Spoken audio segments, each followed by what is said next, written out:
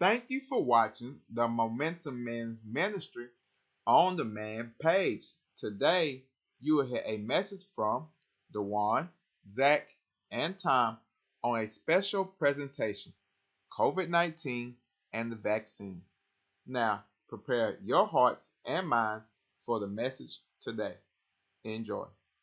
Right now, what we're going to do is, typically they say, hey, the elderly, people with preconceived conditions are the people that are being affected by the COVID-19 virus. However, just like plenty of you all probably have loved ones that were affected, we actually had a younger brother who is here on this prayer call that was affected, 35, no preconceived health conditions, issues or anything, and so one, I'm just going to allow him to share his testimony. And then we're going to have some questions where if y'all want to know how it felt, how they desire, it's pretty eye opening. And then two, we're going to then pivot the conversation regarding around the vaccine and different studies that were done before this vaccine was launched, specifically by Black universities to ensure that we don't have anything like the Tuskegee experiment or anything like that. So with that being said, Zach, can you come on in and tell your testimony and how God blessed you through COVID? Good morning, brothers. I'm 36, first of all, Dewan. But I'll let you slide. As Dewan was speaking, yeah, he's right. I was affected by COVID-19. Not just me, but my family. All four of us, me, my wife, my son who's 8, and my daughter who's 3. I went to work. I was going to work, and truly believe that it came from there because we had some people test positive. It started with a headache that I just couldn't shake, and I mean a headache that I went to sleep with it, woke up with it after taking Tylenol. I'm like, what's going on? Why do I still have a headache? And so the next day, I feel a little tickle in my throat. I'm coughing every now and then, and it's like, okay, this can't be true. So then the sneezes and some other feelings, and so my wife says, go get tested just to be sure. So I go get tested. They stick the thing halfway up to my brain, and I come back, and few days go by. I'm still feeling symptoms, and then on that Saturday is when I got my results. This is back in early December. The text message said I'm positive. Right then, of course, you think about all the news articles that you've read, and you hear all those things run through your head, and it's just like, okay, what to expect. At this time, my wife is starting to show symptoms, and she's starting to cough and have headaches and things like that, and so out of safety, she goes get tested and takes the kids to go get tested, and they all came back positive.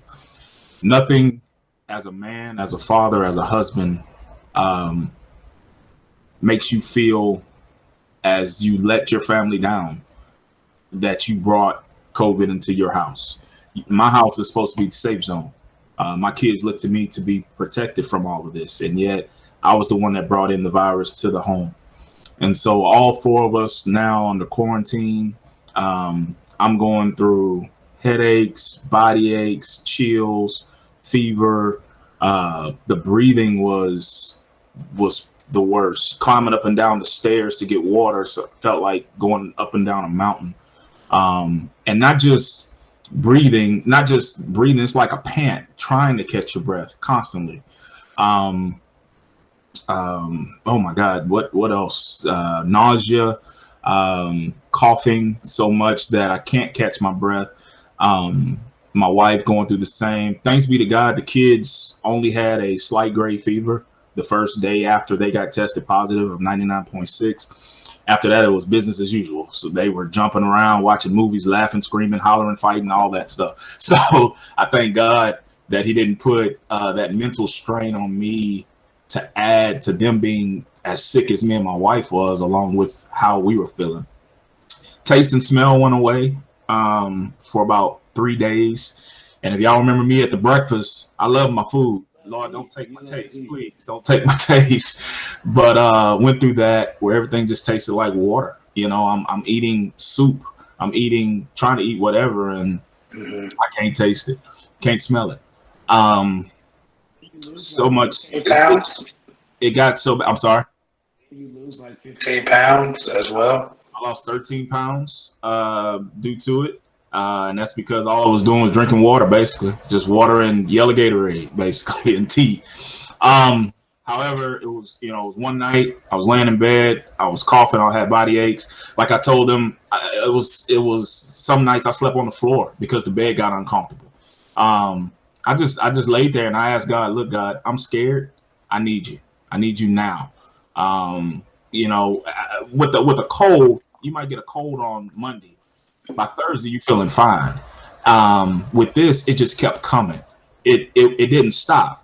And as it kept coming, a new symptom, a new feeling, a new sensation, and the fatigue and all that stuff that you hear is true.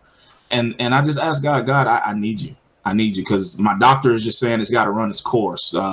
Everybody's saying, well, just take vitamins and rest. That ain't enough. I need God right now. And so thanks be to God.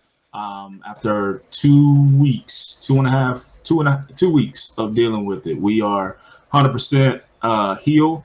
We are good. My wife is good. I give all glory, honor, and praise to God. It was honestly the scariest thing that I've ever went through so far, illness-wise in my life. And some of I have multiple sclerosis. Multiple sclerosis had nothing, and the dealings that I deal with on that has nothing compared to what I went through with COVID-19. And even at 36, where you feel like you're healthy and where you feel like you can run up and down with your kids and things like that, it got me. It got my whole house. And so it's not a hoax. If you believe it's a hoax, it's not a conspiracy. It's not the news just throwing some stuff out there. It's real. And it was scary, but I thank God that I'm here to tell the story. I'm here to see all you. I'm here to be with you guys. And God, I got a testimony. And I'll tell the world. I'll scream at the mountaintops if I have to. So thank you guys for the opportunity, for allowing me to share that this morning. Zach, when you told me your story, and can you just go over real briefly again how it affected your breathing and your ability to just move around, and when you started coughing and that kind of thing? It was nothing like I felt. It was pressure on your lung area, pressure in your chest. It's a cough that comes from deep. I did have pneumonia set in as well from the x-rays that I took. And so having to sleep and lay not on your back, but elevated on your side, on your stomach, all different ways so the pneumonia doesn't get worse. The breathing was it was terrifying, really. You walk in my bedroom, you got the bed and you can walk into the bathroom. That took so much work to do so. And I'm taking deep breaths and I'm breathing hard. Again, like I said, feeling like is this going to be my last breath? The fatigue sits in with that as well. And it's just like you just can't catch it. The one night that me and my wife thought about hospital was for her. And it was like a pant for her. She was, just like she just couldn't catch her breath, and her temperature creeped up to 102. And so that was really the only night that we thought about going to the hospital. Our doctor had recommended that we get a pulse oximeter to check our oxygen levels. My wife's got down to 93. And mine, the lowest was 94. And he said that should be at a 97 and above. And he told us if it gets to 90 and below, you need to be going to the hospital. And so as we're watching it drop, we're getting nervous and things of that nature. So the breathing was very difficult to go through and very scary to go through throughout this whole ordeal. Thank you, Zach, Bob. did your wife also lose her sense of taste and smell as well? She got lucky. She didn't. She was able to taste that soup that she was feeding me. It didn't. It didn't affect her. But I'm the one up there. Can't take. I had a cologne bottle to check and see when my smell would come back. And it was, as the days were going, you know, it would just get fainter and fainter and fainter. And one day when I finally, you know, was sniffing it, I was like, no, you know, where is it? I almost put it in my nose, you know, trying to smell it. That was so odd, you know, that I got tea in front of me, or I got cologne, or I got coffee or whatever, and I can't smell it. I can't taste it. But no, she did not go through that sensation. How long did it take? Have you regained your smell and taste? I have, thank God. Thanks be to God. God knows that I love food, and so He only allowed me to go through that sensation about 3 days. About after 3 days, it came back, and I was able to taste and smell again. Hey Zach, yes, this brother Hawthorne. I wanted to know how you doing now with the guilt feelings, the feelings that you had about bringing home, you know. That's funny you say that. When I got on the call last night with Jay and several others, they were asking me how I was feeling, and I told them about it's like a paranoia. Every little cough you feel, every little twinge, tickle in your throat, or sniff or sneeze, you think, do I got it again? Did I do this again? And that's part of that guilt as well, because it's like I don't want to put my family back at that again. That was a tough thing. I have a son, my 8-year-old son, and my 3-year-old daughter, and both of them at the age that dad is their superhero, and I hope that continues for their life. But right now, you know, if something goes down, they know daddy's got me. And before this, you know, my son, he's asking questions about coronavirus, and all he hears with coronavirus is, if you get coronavirus, you die. And so to see his face when I told him, son, we have COVID, all of us have COVID, that's something I'll never want to live through again. It felt like the biggest letdown that I could ever experience. And so I don't live with guilt, but like I said, I'm cautious. I'm even more cautious now, just to make you know.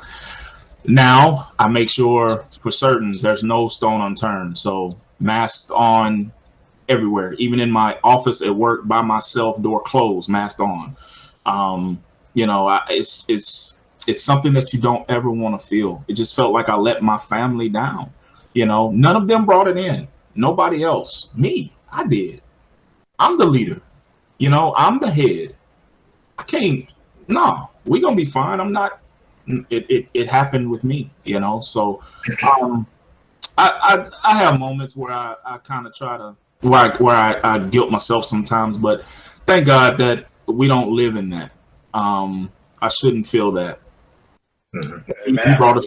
One other question. Yeah. You lost 13 pounds. Have you gained that back, or was it no? No, you see how slim his face is. He still lost those pounds. That's a blessing that I'm gonna keep off.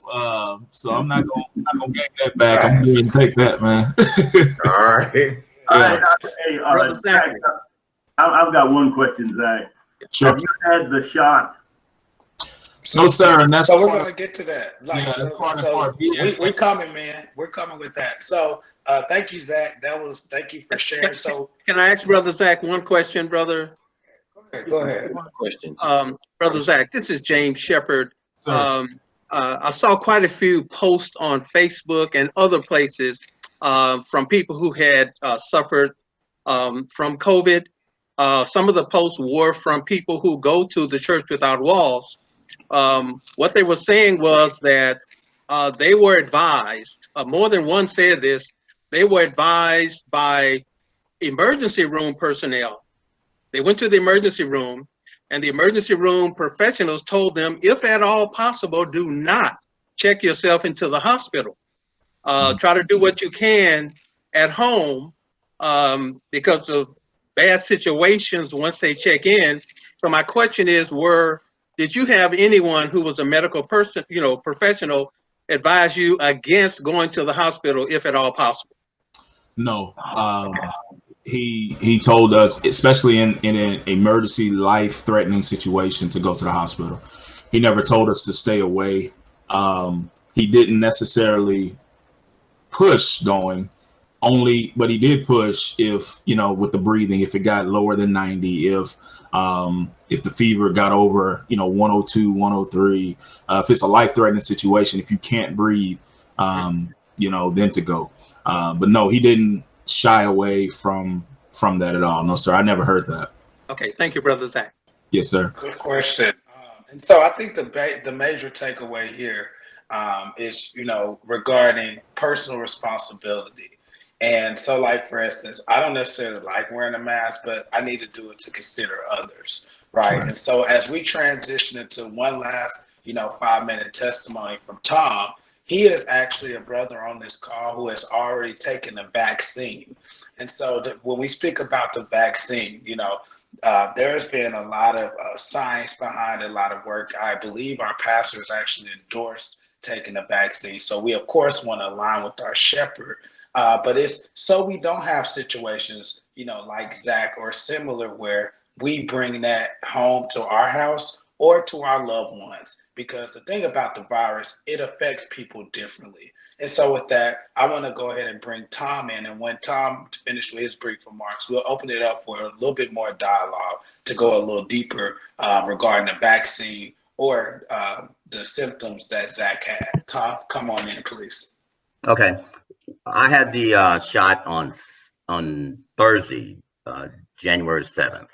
And how I got notified, I didn't proactively go seek a shot. They text me and sent me an email. I signed up, scheduled it, and went. But I just want to caution everybody, and I've talked to about 4 or 5 of my neighbors who's had the shot.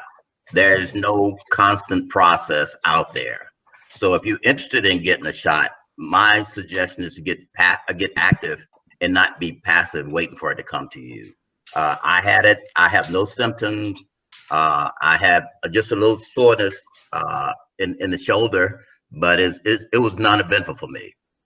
My wife is going tomorrow, and so both of us are over 70. So we was in that I guess risk category, and I came to the decision myself. I wanted to get it first, just to show my wife there's nothing to it. If there's any symptoms, she'll see it firsthand with me. But other than, I encourage all the brothers on the line to take that leadership role and protect your family. Yes. Hey, Tom, quick question for you. Really quick before you ask the question, we do have links where you can register for January 31st. And if you're in that phase, they're doing phase 1A and 1B, the city of Houston. And so you can actually register, but you can't just show up like you do with a COVID test. You can register and they'll let you know the time. But sorry, go ahead, Tim. Okay, I'm sorry. Yes, Tom, after you took the first vaccination, I've heard that a second vaccination is required as well. Have they contacted you in a way about a second vaccination, and how long in between before you take the second vaccination? Well, Methodist, that's where I had the shot downtown on Fannin. They immediately after taking the test, they ask you to sit in for 15 minutes. And at that same time, they have some ladies there on a computer, and they scheduled me for the 4th of February. So I got a date and time. I'll be back there. But not everyone does it. I've talked to 4 other people, and they have not gotten scheduled. They have to go back into the system and schedule themselves. And let me share some light really quick. So the Madeira is going to be, you get your first shot, and then 28 days later you get the second. The Pfizer, you get your first shot, and then the next one will be 21 days later. All right, keep going. Anyone else? I see a lot of brothers on. I have a question, Tom. This is Archie. Tom, did you take the shot for a cause? I mean, were you showing symptoms, or were you just proactive and lobbied for the shot? No, I was going to take it, but I got a text and an email asking did I want to take the test, and I just scheduled myself. Well, I got the text saying I was in the risk group. I was in the queue that was up, but not to call them, that they would call me.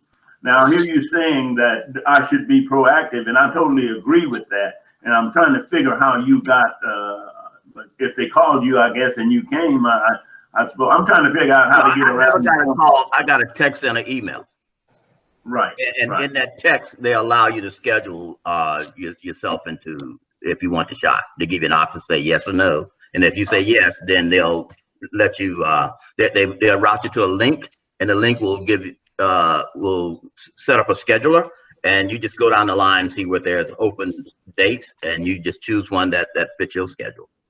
Okay, I haven't seen that yet. Yes, if I may, I've been, they text my wife and myself from Methodist here in Katy, and she's scheduled for the 21st, and I'm scheduled for the 25th. And Wow, first this is Art Thompson. I'm scheduled for the 26th in good. Methodist Willowbrook. This is Clyde. This is Clyde.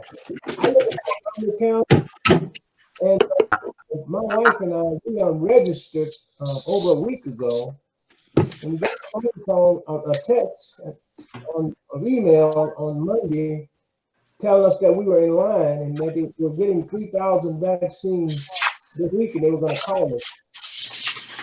That's the last we heard. And we in Montgomery County, so I heard someone say that if you live in Montgomery County, you cannot register in Harris County. Is that correct, or?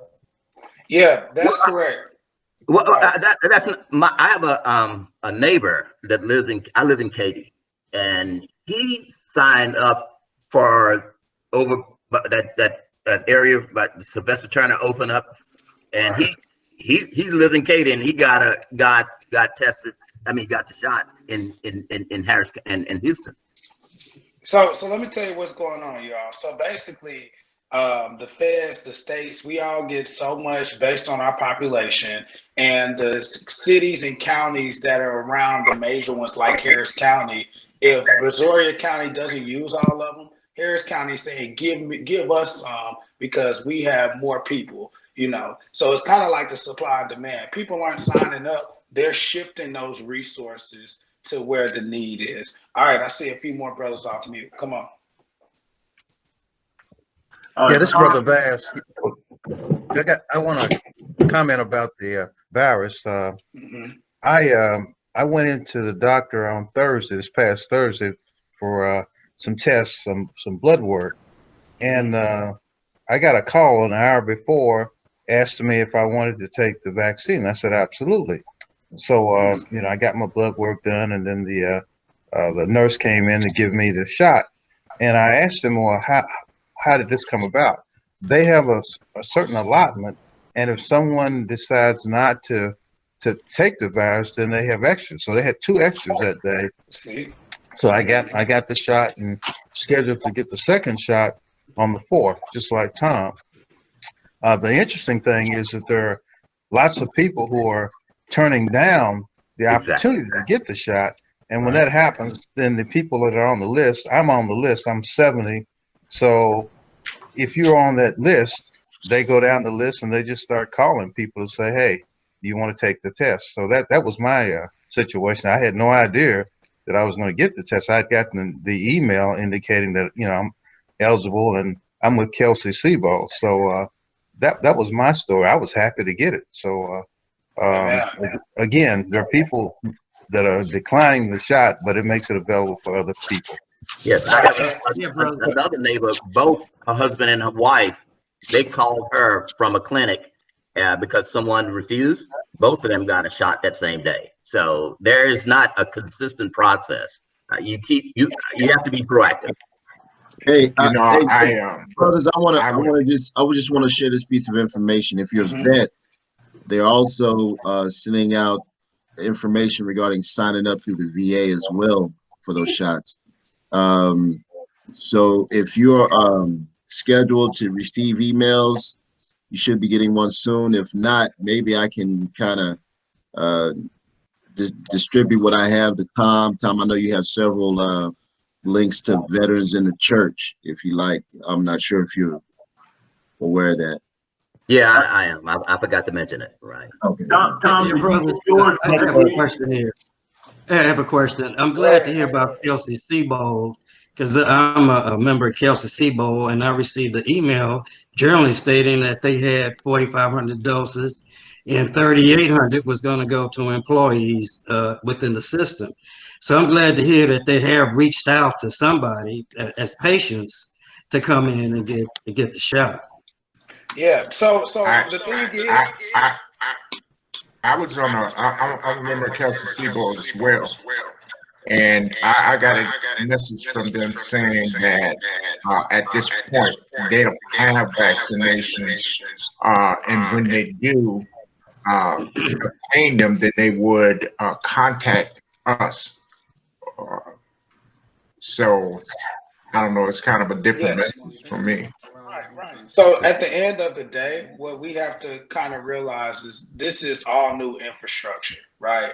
Like how to distribute these vaccines, whatever. What we want to do here for this prayer call is provide you with resources, right? So the brother spoke about the veteran resources. And then, we're going to have the links where you can sign up for Harris County and also be looking at your email because phase 1B is specifically for 65 and up. And again, if you turn that down, they're just going to utilize that vaccine for someone else. And if you don't, you can be pushed out until February or March, even if you're 65, if you refuse it.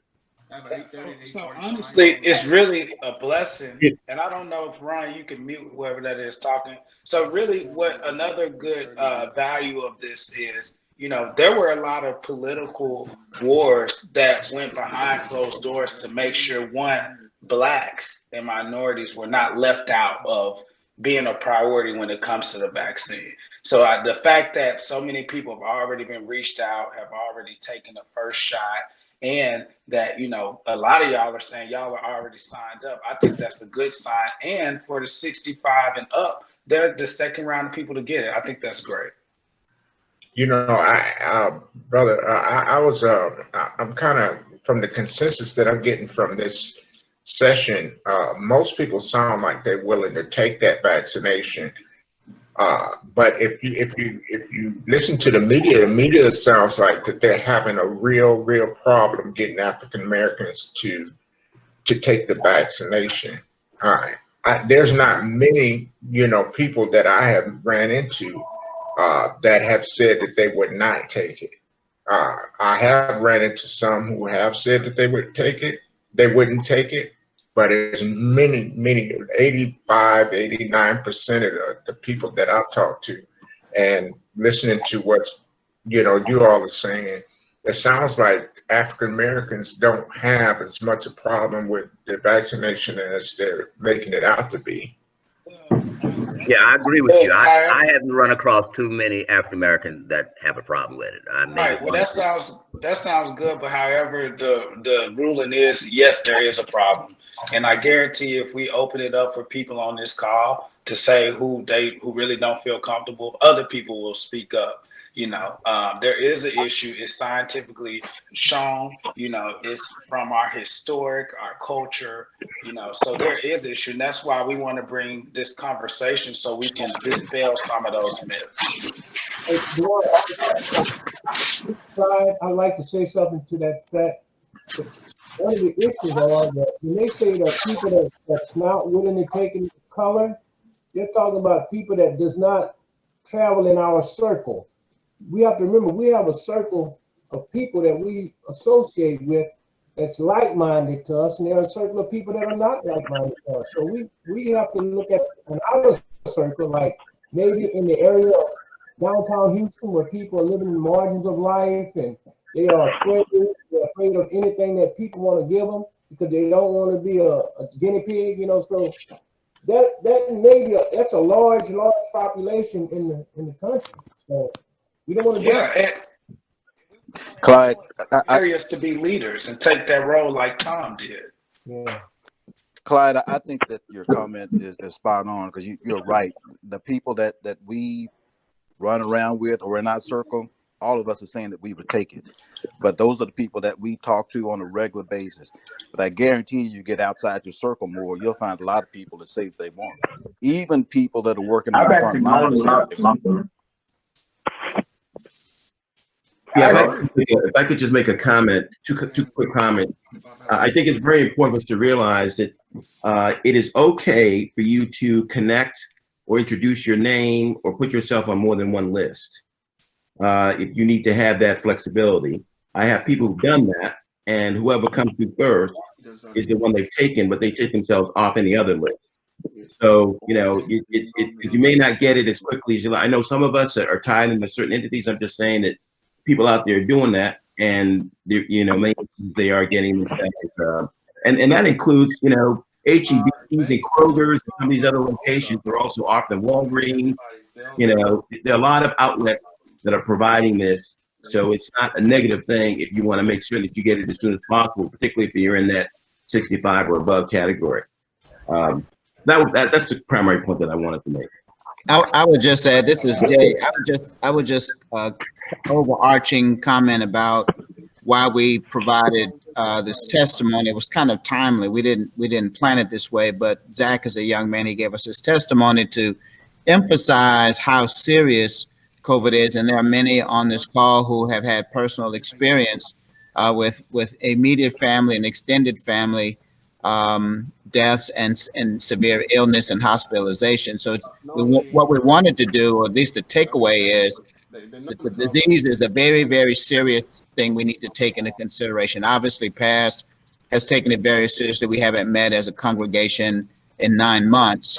But we need to be able to communicate the seriousness of this to others who may not have that personal experience, and then to say to them also that, and encourage them to take the vaccine and try to make some sense of it. Now, I have 2 parents, one that are still living. One will take the vaccine and the other will not. And the one that will not is because my mother had a very negative experience in the 80s with the vaccine.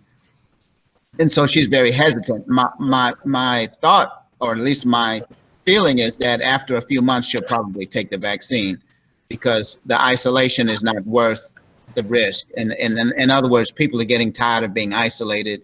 They want to get back to things as usual. And the only way for us to do that is for everyone to be vaccinated, at least the vast majority. So that's my overarching comment. Thank you, Jack. I got one thing. Is it fine if I share right now? Yeah. Okay, yeah. Actually, no, like y'all been saying, a lot of people said they would take it, but like he said, it really is a lot of people, like, because they've been watching YouTube, Facebook, and people have been posting stuff about how a bunch of side effects. Like, there's a large part of the young generation who doesn't want to take it. And we, like, literally at my job, I have to keep telling people, hey, you know what I'm saying? It will be okay to actually take it, because I'm probably about the only one out of about 6 or 7 people around me who will actually take the vaccine. Like, some people will take, but a lot of people will not. And like he said, like the vast majority is like black people, Hispanic people. We don't want to take the vaccine because we're scared, because they felt like it was rushed. But it really wasn't rushed. It just didn't go through all the FDA stuff, which is just a whole bunch of extra rules and stuff. But it was actually following correct procedures and everything. So that's what the problem is. A lot of young people, at least I say 30 and 40 and down, who do not want to take it. Thank you. And not only that, they've been researching SARS for the last decade. And, you know, so a lot of the footwork was already in the pipe system, in the pipeline. And so, yeah, this is not like they just grabbed this out of the sky blue and just started working on it. Hey, this is Marcelo. I hear a lot of brothers saying that they plan on taking it, which is encouraging. It just so happened late last night, I ended up talking to a friend of mine who works for Pfizer, and she's been on this particular drug with quite a few drugs in the development department. And one of the things she cautioned, and I told her we were going to be talking about it, she cautioned that when you take, just make sure you don't get laxed in your precautions. Right. It is a It's not a cure-all drug, right? Right. You need to continue to practice wearing your mask and social distancing. Yeah. So Yeah. we weren't going to do that, but it really was a reminder to me. So Yeah, we were given an Really instruction quick. after we got the shot that you shouldn't relax your cautions about being around other folks, and Right. you can still be a carrier. That's what I was told. On that note, like I said, we got the Pfizer and the Madeira. I would recommend if you have a choice. Now, you typically don't, based on whatever company you go to, they either got one or the other. But I would recommend, if you can, the Pfizer, because it actually fights off the new strain that came from the UK. So just FYI. Yeah, I had an experience. I see the questions and personal experiences with COVID. My son came up positive in Atlanta, and he had all of the symptoms that you were talking about, Zach. He had the chest problems and the temperature, stuff like that. He went to the emergency room and they tested him positive. He stayed quarantined at home. When they tested again, he was negative. But 2 days later, he came down with this chest pain and this real tightness in his chest. And it was like, he had gone back to work and he had to leave work and go back to the hospital. And they come to find out he had some type of what do they call it? Upper respiratory infection of some sort. And the doctors, and I forgot the terminology, the name of it, but the doctors wanted him to go see specialists and stuff like that. So, I would, think that, just because a person has COVID and is over it, I think we're too early in this whole thing to try to find out whether there's repercussions behind having it. You know what I mean? Right. And that's a good point, and that's what they're still trying to discover right now. Because it's so new, some people are having random headaches. Some people are still tired. We just don't know enough about it, but we're not as ignorant as we were back last March. We know more, but still there's just a lot of things to unbirth, and a lot of that we just got to pray about, and just keep going. Hey, Dewan. I actually got a statement. Go ahead. I was just going to say, I hear a lot of brothers on here who feel like it's pretty positive about taking it, but this is the time also, don't feel as though you have to go with the crowd. If you have some sort of apprehension, by all means, talk about it now so that we can all address it. I'd like to hear from brothers who say, hey, I don't know if I'm going to take it. If there's anybody on. Yeah, this is Richard Miles. I'm not so convinced about that vaccine. I just have a distrust about not the whole thing. I just don't know. So I'm still having apprehensions about taking. Yeah, elaborate on that, Richard, because you're not the only one feeling that way. So we want to all discuss it as a group so we can sharpen each other. I feel that too. Yeah, I can elaborate on that whole situation. One is that get the information that can come to it that we have about the vaccine, about the disease itself. I don't even know if we even getting the right information about it. I know I don't trust the government. I don't trust the information that's out there that they're telling us everything. I want to provide this testimony. And two, I want to. Just coming from a small town. Richard still going. Hey, if you're not talking, put your thing on mute, please. Hey, Ron, can y'all help mute some of these people? Appreciate it. Go ahead, Richard. Yeah, and just raise your hand. We'll get to you. We're gonna talk. Everybody be talk. Yeah, I'm just like when vaccinations are done, because I'm one of those guys that got vaccinated, took the cubes of sugar and all that stuff. With all those things, and vaccinations come out, and what are the results of people that's having them? How do we know it's effective? So I just still have questions. Not so much conspiracy theories, but I do concern myself with how. I can't hardly hear him. Yeah, speak up a little. Let me hang up and come back in because I think there's something going We'll on. come back to you when you get back. Who is that, Josh? I mean, John. My fault, John. Go ahead and come off mute. You were saying something. Thanks, Dewan. I want to chime in with Zach regarding feeling about or having guilt of letting your family down. I didn't have COVID, but due to the fact that I'm not really taking my health as serious as I should, I had an experience where I ended up in the room unexpectedly, or I had to stay overnight and get a surgery.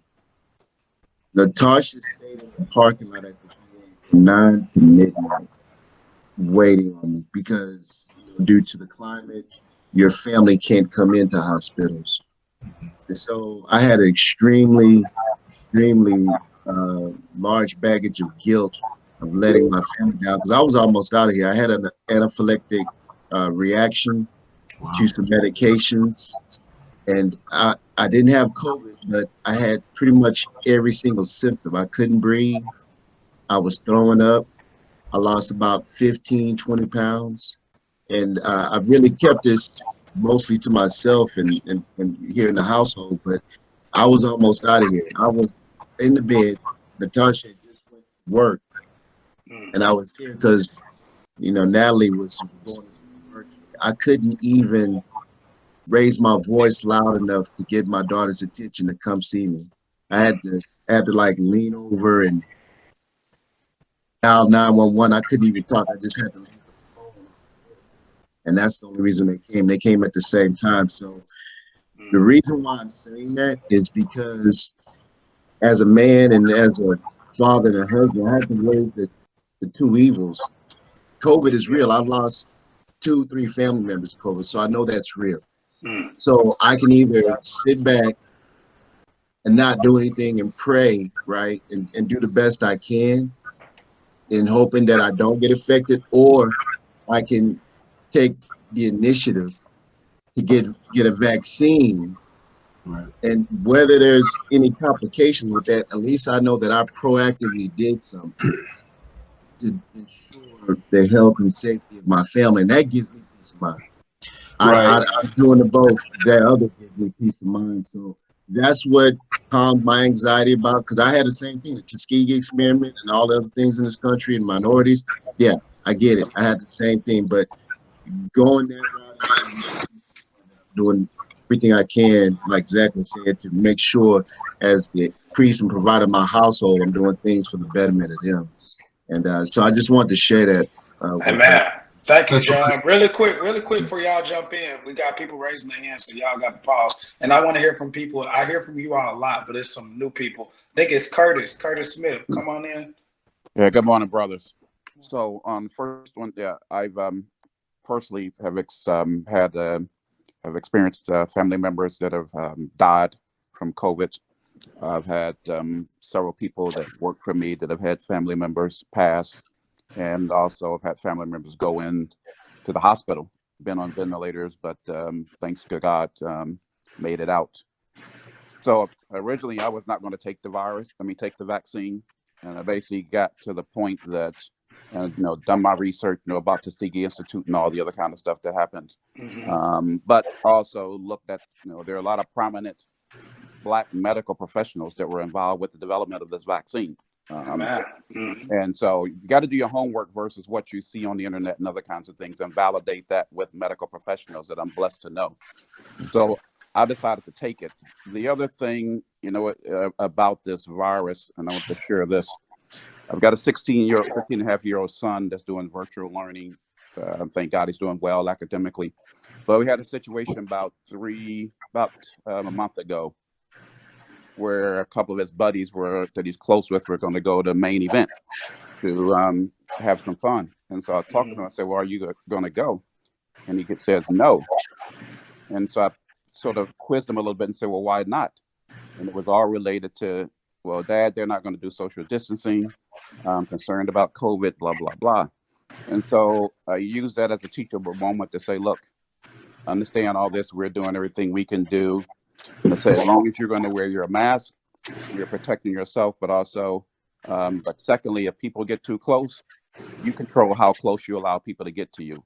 Amen. So be proactive around that versus just worrying about what other people do. You take control over that. And it's like if we go to the grocery store, we go down certain aisles when they're vacant versus etc.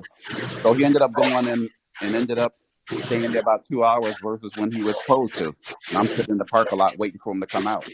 So the key thing is we need to do our homework. We need to be educated, seek out professionals that have the information to validate it, but also remember the impact of this on our kids. Even if they don't get sick, there are mental aspects that we need to be mindful of. Amen. Thank you for that, Curtis. Thank you. Thank you. Okay, keep John Lester. John Lester. Good morning, everybody. I just want to, I've been very skeptical of all this. And my skepticism rises whenever we have leaders say do this and they go and do the opposite. It comes off as lacking sincerity or believing what they're saying. But right before Christmas, a very good friend of mine, a longtime friend of mine, his name is Chris Tritico, he's a criminal defense attorney, and his daughter was shot and killed by a stray bullet from some gang guys going at it. And so I was at that funeral. And it's a strange funeral you go to because you don't know who's there. Everybody had a mask on. But after it was over, I was standing in line to sign the register book. And I turned, and there was a gentleman standing behind me. He was about, could be 6 feet, kind of hunched over, had blue jeans on, boots, Western shirt, white guy, short hair, and he gave all the trademarks of being a very strong conservative guy, but he had an oxygen tube under his nose, and he was walking. He was pulling behind him an oxygen tank, and I asked him. I said, "What's going on there?" And he said, "Well, I got the COVID-19." I said, "Oh, really?" Oh, wow. And I looked at him and I said, I'm going to go out on a limb here. I'm going to say you're a fairly conservative guy in your outlook. Probably listen to conservative talk radio and all that and stuff. He said, "Yeah, absolutely." I said, "Well, what was the experience you went to?" His daughter had some friends that came over for a sleepover, and 2 of them had the COVID-19. And he said, "I spent 30 days wishing I could die." It was that bad. And so it really caught my attention. I asked him, I said, "Well, you're a fairly conservative guy. How do you view all this now?" And he took a long pause in, and his eyes were tired, and he said, "I'm seeing the world through a new set of eyes." So and the reason why that speaks a lot to me is that whenever you have somebody that says something contrary to their firmly held beliefs, and it's a real change and reversal, you can bet they're telling the truth. Amen. Thank you for sharing that. Thank you so much, John. Billy Copeland. Billy, come on in. Good morning, brothers. Well, I had the virus in July. I got sick around the 3rd. I went to the hospital on the 5th, and I stayed in the hospital until the 13th. And my wife had it, and she was at home. Felt real bad because I'm there and she's there, and we couldn't see each other. But like Pat said something about taking the shot that really resonated to me. He said that when he went overseas, he ended up taking a lot of shots. And I too went overseas. And I know when I went to Germany, I took like 12 shots and 2 skin tests. And as a child, everybody my age, we all got the polio vaccination. Yeah, right. And I said, man, I've already been there. Why should I be afraid to take this new shot? And I'm going to take it when it's available because I think it's the best thing for me and the best thing for my family. Amen. Amen. Thank you for sharing that. Michael Madison, I think that's the name. Michael Madison, come on up.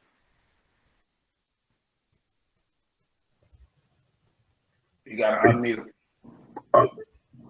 Maybe Michael Johnson, because it could be me. Got to have my hand raised. So, actually, I guess I'll share one experience. If I really had a question. Me and my family have been very, very cautious about COVID. My daughter, who's supposed to be part of a wedding, the people who are getting married are slightly laxed in some of their getting together, doing things. COVID fatigue. That's what it's called. And so my daughter decided to, so that she doesn't bring it to home, bring COVID home to the family, decided to back out from being in part of the wedding group. And it was a hard decision for her to make. She had to, she took some months to make that decision, but she finally came to that decision that, you know, this is not worth it. She really wanted to be part of the wedding.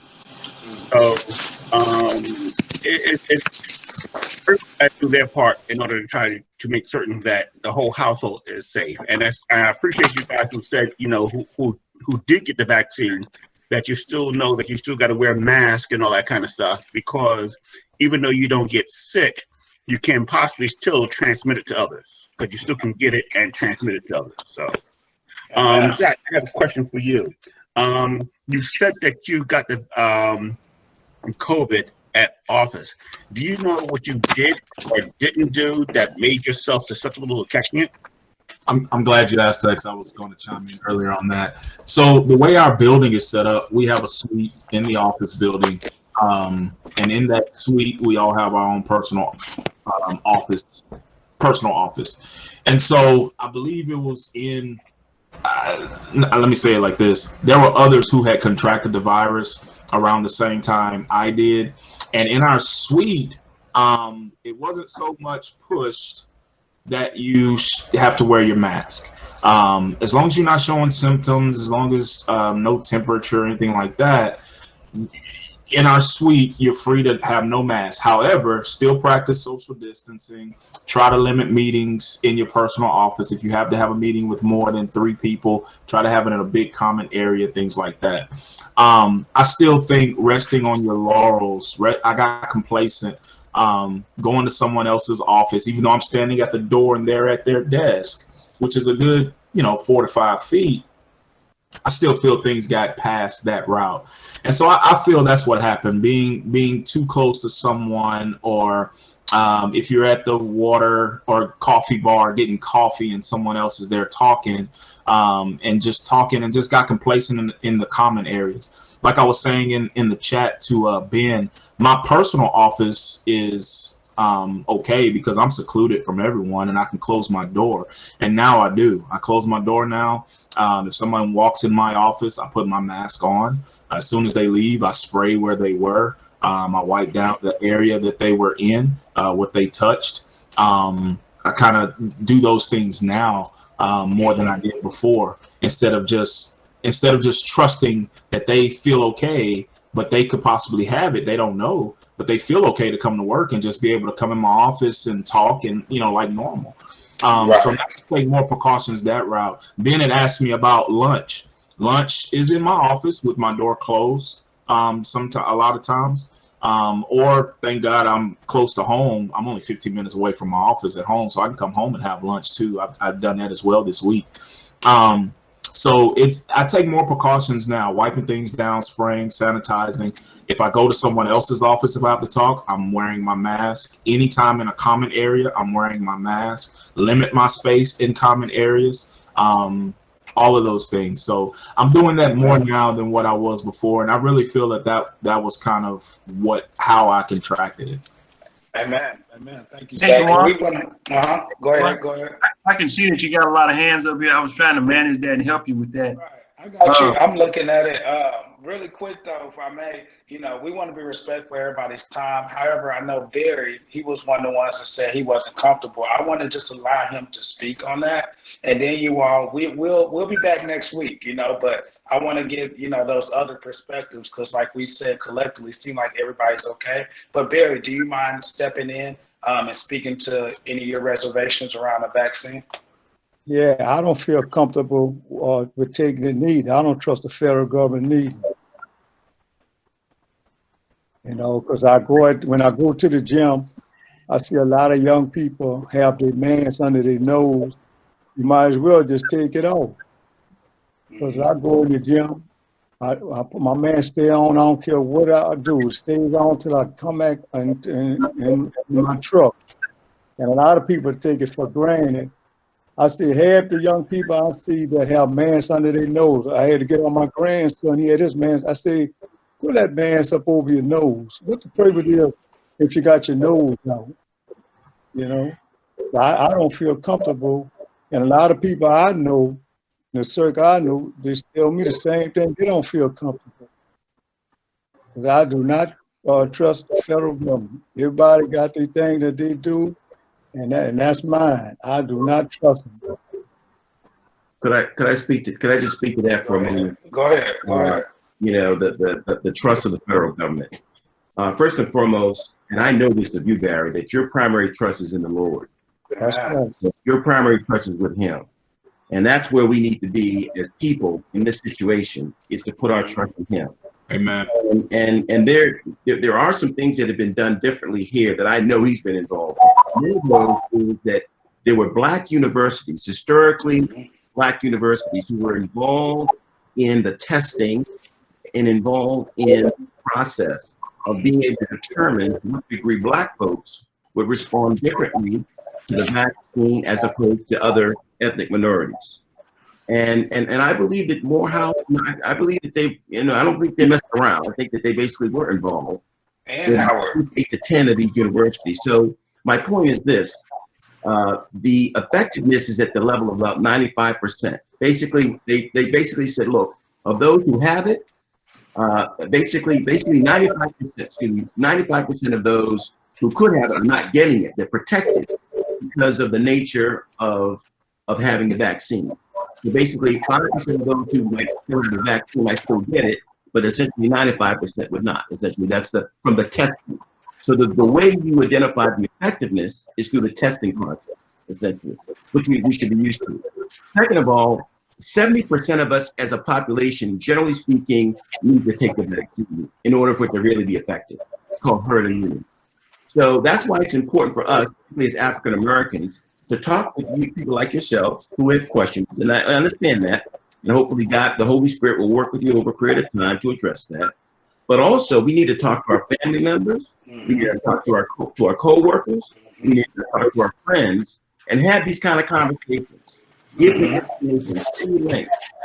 I'll tell you, if you don't do it, if you don't take it, and there'll be 50% of us who basically are taking it and 50% of us who are not, it's not going to have the effect that I believe God wants us to want. If He didn't want it to be here, it wouldn't be here.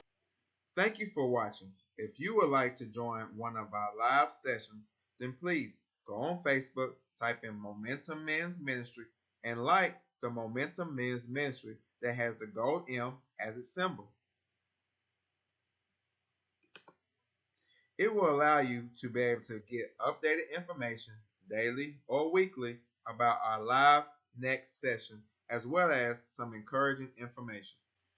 So join us every Saturday at 7:30 a.m. Central for the TCWW Momentum Men's Fellowship. Also, watch us on Facebook, Instagram, or live.tcww.org for live worship each Sunday at 8 a.m., 10 a.m., and 12 p.m. Log on to the churchwithoutwalls.org for all church events, announcements, and giving. Thank you for listening, and I pray you have a blessed day. In Jesus' name, amen.